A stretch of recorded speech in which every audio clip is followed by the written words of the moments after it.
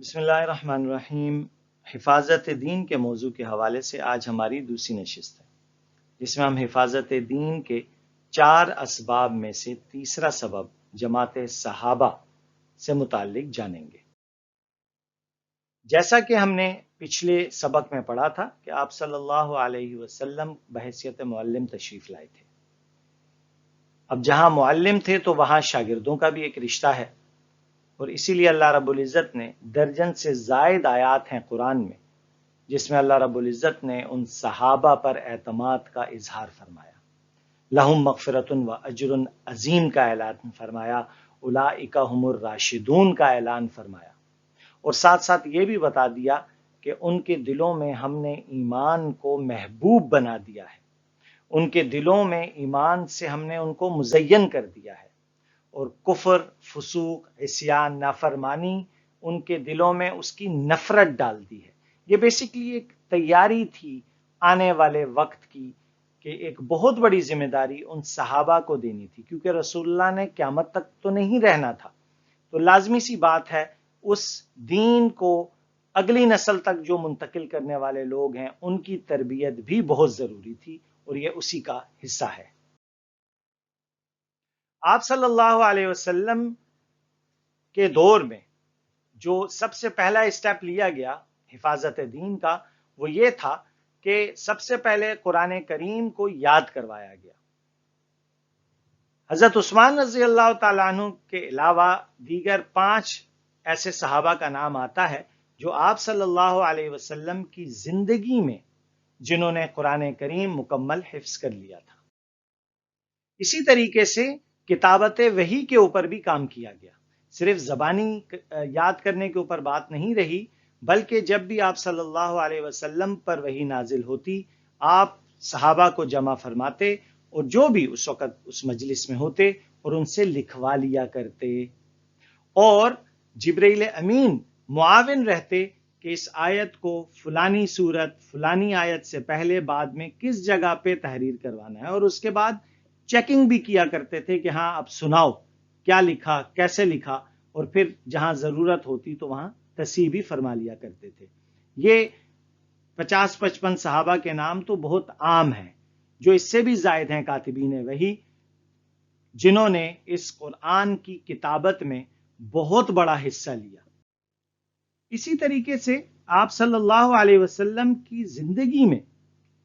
قرآن کریم مکمل لکھا جا چکا تھا، لیکن وہ جلد کی شکل میں نہیں تھا، بلکہ مختلف دیگر چیزوں جس طریقے سے ہڈی استعمال ہوئی، جس طریقے سے درخت کی خاص طریقے سے اس کی ایک تہ نکالی جاتی تھی، وہ ایز اے کاغذ اس کا استعمال ہوتا تھا، جلد جانوروں کی استعمال ہوتی تھی، اسی طریقے سے کیونکہ کاغذ تھا لیکن بہت زیادہ کثرت سے نہیں تھا، وہ بھی استعمال ہوا۔ اسی دور کے اندر حدیث شریف کی بھی حفاظت کا اہتمام شروع ہو گیا تھا، اس کی لکھائی، اسے یاد کرنا، یہ سلسلہ بھی شروع ہو گیا تھا۔ اسی وجہ سے حضرت ابو ہریرہ رضی اللہ تعالیٰ عنہ وہ شخصیت ہیں جو ڈیڈیکیٹڈ تھی، مسجد نبوی میں ان کا قیام تھا، اور حضور صلی اللہ علیہ وسلم سے جو روایات ہیں آپ کی زندگی سے، آپ کے اقوال افعال، اس میں ایک بہت بڑا حصہ حضرت ابو ہریرہ رضی اللہ تعالیٰ عنہ کو اس کا کریڈٹ جاتا ہے کہ جنہوں نے وہ امت تک نقل کیے ہیں، اور خاص طور پہ جو باہر کی حضور کی زندگی ہے اس کے ناقل حضرت ابو ہریرہ ہیں۔ اور اسی طریقے سے اما عائشہ رضی اللہ عنہا امہات المومنین میں سے گھریلو زندگی سب سے زیادہ انہوں نے عوام تک منتقل کی، امت تک منتقل کی کہ آپ کی گھریلو زندگی کیا تھی، کتنے نوافل پڑھتے تھے، اپنی امہات المومنین کے ساتھ معاملات کیسے ہوتے تھے، وغیرہ وغیرہ۔ آپ صلی اللہ علیہ وسلم کی دنیا سے تشریف لے جانے کے بعد مختلف چیلنجز آئے اس امت کے اوپر۔ اب آپ کو سمجھ آئے گی کہ اس جماعت کو تیار کیوں کیا گیا تھا۔ حضرت ابوبکر کے دور میں جیسے ہی حضور کی وفات کی خبر عام ہوئی تو بہت سارے جو دائیں بائیں قبیلے تھے انہوں نے اسلام سے انکار کرنا شروع کر دیا، اور عجیب و غریب ڈیمانڈ رکھنی شروع کر دی، مثلا نماز کی رکعتیں کم کرو ورنہ ہم کافر ہو رہے ہیں واپس، زکوٰۃ نکال دو ہم کافر ہو رہے ہیں واپس۔ اور بات یہاں کی ختم نہیں ہوئی، بلکہ جھوٹے نبی بھی کھڑے ہونے شروع ہو گئے کہ نہیں جی اب حضور کے بعد نعوذ باللہ میں نبی ہوں۔ اور جس طرح ہر دور میں ایک مخصوص طبقہ ناسمجھ ہوتے ہی ہے جو ان کے پیچھے چل پڑتا ہے. یہ وہ حالات تھے کہ اگر ان کو قابو نہ کیا جاتا تو حفاظت دین کیسے ہو سکتی تھی کہ جب نماز کی رکعتوں پہ سودا بازی ہو جاتی یا یہ کہہ دیا جاتا چلو ٹھیک ہے نا باقی دین تو مان رہے ہیں زکوٰۃ چھوڑ دی تو کیا ہوا, یا بھائی صرف ختم نبوت کا ہی مسئلہ ہے باقی دین تو مان رہے ہیں. سوری, ایسا کچھ بھی نہیں ہوا, کیونکہ دین ہے وہی ہے جو رسول اللہ نے پہنچایا ہے, اس میں کمی زیادتی کا کسی کے پاس کوئی حق نہیں ہے. یہ وہ جماعت تھی جس کی تربیت اللہ نے کروا کے پھر ان کو تیار کیا, اور اس جماعت نے ان سب کا علاج کیا. یہی سبب بنا تدوین قرآن کا بھی. جب مسیلمہ کذاب جو ایک جھوٹا نبی تھا اس کے خلاف جنگ یمامہ میں جہاد ہوا, 1200 صحابہ اس میں شہید ہوئے, جس میں کم و بیش 700 حفاظ کرام تھے. حضرت عمر رضی اللہ تعالیٰ عنہ کو یہ اندیشہ ہوا کہ اگر یہ لڑائیاں اسی طرح چلتی رہیں اور حفاظ شہید ہوتے رہے تو کہیں قرآن کریم ناپید نہ ہو جائے, کیونکہ میجورٹی تو حفاظ کی تھی. اب حفاظ ہی شہید ہو جائیں گے تو امت تک کیسے پہنچے گا. یہاں پوائنٹ ایک نوٹ کیجئے گا, ہی واز ورنگ اباؤٹ اس, ناٹ دیم اور ناٹ ہم, کیونکہ وہ تو دین حاصل کر چکے تھے, انہیں سب کچھ پتا تھا. وہ ہماری فکر میں تھے کہ جو 2020 میں جو لوگ ہوں گے یا قیامت تک والے لوگ ہوں گے ان تک یہ دین کیسے پہنچے گا. اسی فکر کو وہ لے کے حضرت ابوبکر کے پاس تشریف لے گئے اور ان کے سامنے اپنی بات رکھی. خیر, احتیاط ہر جگہ پہ ہوتی ہے. حضرت ابوبکر کا یہی کہنا تھا کہ یار جو کام حضور نے نہیں کیا میں کیسے کروں. حضرت عمر بہت عجیب شخصیت, انہوں نے جب حکمت بیان کی اور اپنا دلیل سے بات رکھی, نتیجہ یہ ہوا کہ تمام صحابہ اس بات پر متفق ہو گئے کہ وہی قرآن جو کہ مختلف چیزوں پہ لکھا ہوا اس وقت ہے اس کو ایک مجلد شکل میں مرتب کر دیا جائے. لہذا حکومت وقت نے اپنی نگرانی میں قرآن کو لکھوانے کا, دوبارہ تحریر کر کے مرتب کرنے کا کام شروع کیا. یہ ایک بہت عظیم یہ تاریخی حقیقت ہے. اگر وقت ملے تو جتنی بھی بڑی تفاسیر ہیں ان سب کے شروع میں یہ پوری تاریخ لکھی ہوئی ہے, اسے ضرور پڑھیے گا. اگر ہم آتے ہیں دوسرے دور کی طرف, حضرت عمر رضی اللہ تعالیٰ عنہ, اب کیونکہ حضرت ابوبکر کے دور میں فتنے بہت ہوئے, وہ بیچارے اسی میں مصروف رہے, لیکن اس کا نتیجے میں قرآن کریم کو مرتب کر کے ایک جگہ پہ مصحف کی شکل دے دی گئی. ٹھیک ہے جی. اب حضرت عمر کے دور میں ذرا معاملات درست تھے اور اسلام بڑی تیزی سے آگے پھیلا, تو حضرت عمر رضی اللہ تعالیٰ عنہ جنہوں نے پہلے قرآن کو لکھنے کا, دوبارہ مرتب کرنے کا مشورہ دیا تھا, اسی عمر نے دوبارہ ایک امت کو مشورہ یہ دیا کہ کیونکہ حضور اور حضرت ابوبکر کے دور میں صحابہ اکیلے یا 2-4 مل کے الگ الگ جماعت کر کے قرآن کی تلاوت کیا کرتے تھے. ذہن میں رکھیے گا یہاں حفاظت دین ہو رہی ہے, جب تک لوگ پڑھیں گے نہیں تو وہ یاد کس طرح رہے گا.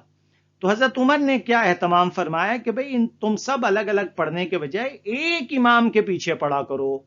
اور اس رائے کو بھی صحابہ نے اسی طریقے سے قبول کیا جس طریقے سے قرآن کے جمع کرنے کو یا اس کی تدوین کو قبول کیا تھا. یہاں اس پوائنٹ کو ذہن میں رکھیے گا. اور اس چیز کو حضرت عثمان نے بھی اپنے دور میں برقرار رکھا اور حضرت علی رضی اللہ تعالیٰ عنہ نے بھی برقرار رکھا, بلکہ حضرت علی رضی اللہ تعالیٰ عنہ نے دوبارہ اسی تمام اہتمام کے ساتھ اعلان فرما کر رمضان میں یہ تمام انتظامات حکومتی سطح پر فرمایا کرتے تھے. اسی طرح حضرت عمر نے اپنے دور میں ایک شہر قائم فرمایا جس کا نام تھا کوفہ. جی, یہ مین میڈ سٹی ہے اور یہ پہلی اسلامک ایجوکیشنل سٹی کا اس کو درجہ حاصل ہوا, اور حضرت ابن مسعود رضی اللہ تعالیٰ عنہ کو وہاں مقرر کیا کہ آپ جائیں اور ایک تعلیمی نظام شروع کریں, جس کا نتیجہ یہ ہوا کہ وہاں ہزاروں حفاظ قرآن, محدثین, فقہا پیدا کیے. اب ذہن میں رکھیے گا لوگ ضائع نہ ہو جائیں تو ترویج کرو, بڑھاؤ, لوگ پروفیشنلز لے کے آؤ. یہ اس کا نتیجہ ہے کہ جس نے جہاں جہاں اسلام پھر پھیل رہا تھا تو وہاں کے جو قاضی, حفاظ, علماء ضرورت تھی وہ یہاں سے وہاں ایکسپورٹ کیے جاتے تھے. حضرت عثمان رضی اللہ تعالیٰ عنہ کے دور میں ایک نیا مسئلہ چیلنج یہ آیا امت کے پاس کہ حضرت ابوبکر کے دور میں جو مصحف تیار ہوا تھا وہ تھا 7 لہجوں میں لکھا ہوا قرآن. یہ ایک الگ تفصیل ہے, اس کو الگ سے پڑھ لیجئے گا, لیکن فی الحال ہمارے لیے اتنی بات کافی ہے. عرب تو جانتے تھے لیکن عجم نہیں جانتے تھے. نتیجہ یہ ہوا کہ جب نسخے عجم کے پاس پہنچے تو وہاں اختلاف پیدا ہونا شروع ہوا کہ جس لہجے میں پڑھتا ہوں وہ ٹھیک، دوسرا بولتا تھا نہیں جس میں پڑھتا ہوں وہ ٹھیک. جب یہ خبر حضرت عثمان کے پاس آئی تو پھر دوبارہ صحابہ جمع ہوئے اور سب نے مل کر اس بات پر اتفاق کیا کہ ایک ایسا نسخہ مرتب کیا جائے جس میں یہ اختلاف ختم کر دیا جائے. لہٰذا جو آج آپ کے اور میرے پاس جو نسخہ ہے وہ اس نسخہ عثمانی کہلاتا ہے، خط عثمانی کہلاتا ہے. اور اس میں ایک اور کام یہ بھی ہوا کہ حضرت ابوبکر رضی اللہ تعالیٰ عنہ کے دور میں جو نسخہ تیار ہوا تھا اس میں ساری صورتیں الگ الگ لکھی گئی تھیں. جس طریقے سے ہمارے ہاں 30 سپارے اگر آپ کے علم میں ہو نا، 30 سپارے ہم الگ الگ بناتے ہیں، اس طرح انہوں نے الگ الگ جمع کی تھیں. تو حضرت عثمان نے کیا کہ ان کو جمع کر کے ایک مصحف کی شکل بنائی جو اس وقت مصحف عثمانی کے نام سے آپ کے اور میرے پاس ہے. سو یہ وہ جماعت تھی جس نے حفاظت دین میں ایک بہت بڑا کردار ادا کیا اور امت کے لیے رہنمائی کا اور حفاظت دین کا سبب بنے. اس سے جو آگے جماعت ان کے ہاتھوں تیار ہوئی، یہ سلسلہ ختم نہیں ہوا، یہ ذہن میں رکھیے گا، کیونکہ قیامت تک کے لیے دین ہے. ہم میں اور ان کے درمیان 1400 سال کا فاصلہ ہے. یہ کیسے محفوظ ہوا، اس کو ہم پڑھیں گے انشاءاللہ اگلے درس کے اندر.